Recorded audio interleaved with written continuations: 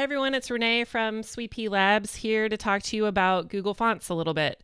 I run a Teachers Pay Teachers store called Sweet Pea Labs. I actually started it not too long ago, so it's been a bit of a learning curve. To create my product, I use Google Apps. If you're a Teachers Pay Teachers creator, most likely you're using Microsoft PowerPoint. That seems to be like the most popular thing to use. And one thing I ran across was the fact that I needed to make sure that I had fonts in my product that I was using that were free and licensed for commercial use. You can't just take any font you want that, even if you've purchased that font, it may not be licensed for commercial use. Now, lucky me, I build all of my product in Google Apps, and so I can use Google Fonts. And Google Fonts are not only free, but they are also free for commercial use. That means I'm safe to use any of the Google fonts that are free, and there are hundreds of them. And so I'm going to take you through a little tutorial just showing you sort of what the Google Fonts page looks like and then how to add that to a Google Apps. We're going to be using Google Slides today to do that because I use that a lot when I build product, and I build interactive notebooks using Google Slides too. So let me make myself a little bit smaller so we can see this.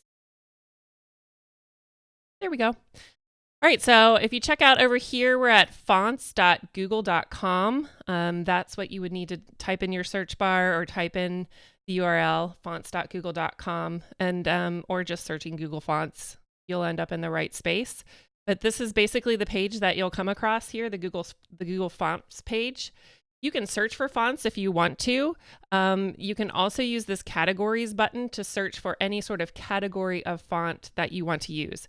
So let's say I'm creating things for education and I want to look for things that are handwriting type fonts. I can go ahead and select the category of handwriting.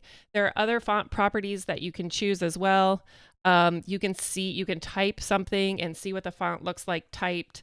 You can look at it in color and such too. So there are a couple different ways you can search and check out your fonts. But what I suggest is that you make a list of the fonts, whether it's in Google Keep or in a Google Doc, or however you keep your notes. List the fonts that you like because you'll come back to those later. So let's just say here I'm looking through my Google Fonts and I like this font right here. Lackey Ready. So I'm going to remember that font. And if I want to add that font to a Google app, I'm going to show you how to do that. So here I have a Google slide, just labeled Google Fonts is awesome. And of course, Sweet Pea Labs is awesome.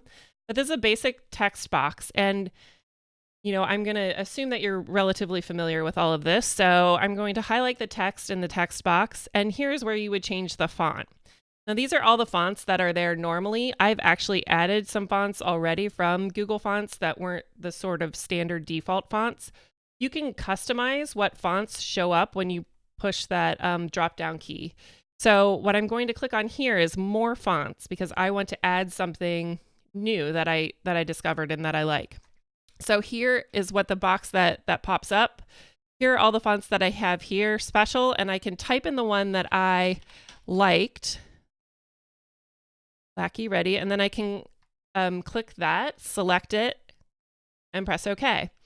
And now it's already changed because I had this selected already, and so it changed it to that font already. So if I wanted to add a different font, I can do that. Any of these fonts here, let's go back out of handwriting and we'll select them all so you have a general idea of what fonts are available. So many fonts to choose from. I mean, I probably spent way too much time figuring out which fonts I really like because I do like to mix my fonts some. But again, in education, I like fonts that have the standard like lowercase a versus an A like this because kids do get confused in elementary sometimes, especially early readers. So I look for fonts that are easy for the kids to read, but that also look nice in whatever materials I'm building. I've written a blog post about this at sweetpealabs.com, so you can check that out there, and that should have the link to this video as well. So you can like this video, subscribe to my channel. I will have product previews on my YouTube channel and also tutorials on things that I use for my business. So check out Google Fonts. They're free, they're legal, and share them with your kids in your class too. They love to add fonts to their projects. Alrighty, until next time, take care.